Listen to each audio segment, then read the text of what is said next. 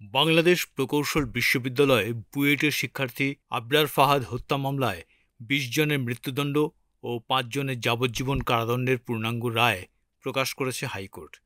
বিচারপতি এ.কে.এম. আসাদুজ্জামান ও বিচারপতি সৈয়দ এনায়েত হোসেনের সমন্বয়ে গঠিত হাইকোর্ট বেঞ্চ গত ১৬ই মার্চ আসামিদের ডেথ রেফারেন্স, আপিল ও জেল আপিলের উপর শুনানি শেষে এই রায় ঘোষণা করেন।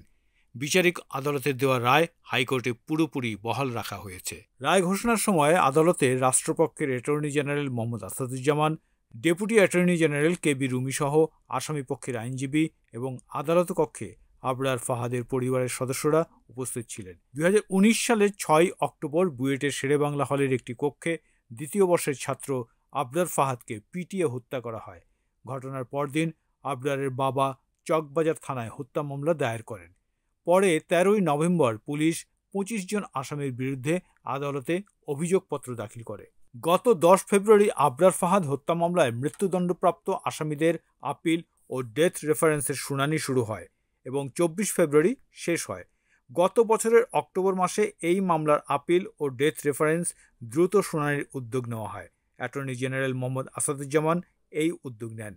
মামলার বিচার শেষে ২০২১ সালের ৮ই ডিসেম্বর ঢাকার দ্রুত বিচার ট্রাইব্যুনাল ১ এই মামলার রায় ঘোষণা করে।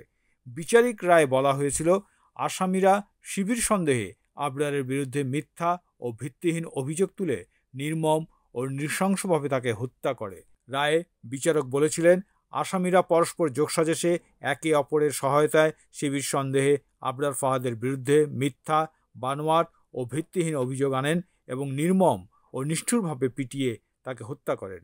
২০২২ সালের ৬ জানুয়ারি এই মামলায় ২০ জনের মৃত্যুদণ্ড অনুমোদনের জন্য ডেথ রেফারেন্স ও মামলার নথি হাইকোর্টে আসে। ঢাকায় দ্রুত বিচার ট্রাইব্যুনাল ১ থেকে ৬,৬২৭ পৃষ্ঠার ডেথ রেফারেন্স ও মামলার যাবতীয় নথি হাইকোর্টের ডেথ রেফারেন্স শাখায় পাঠানো হয়। এরপর আসামিরা দণ্ড থেকে খালাস চেয়ে ফৌজদারি আপিল ও জেল আপিল করেন। এখানে বিশেষভাবে উল্লেখ্য, মৃত্যুদণ্ডপ্রাপ্ত আসামি মুনতাসির আল জেমি ২০২৪ সালের ৬ই আগস্ট গাজীপুরের হাই সিকিউরিটি কেন্দ্রীয় কারাগার থেকে দেয়াল ভেঙে পালিয়ে যায়। এই ঘটনায় দেশ জুড়ে ব্যাপক চাঞ্চল্য সৃষ্টি হয়।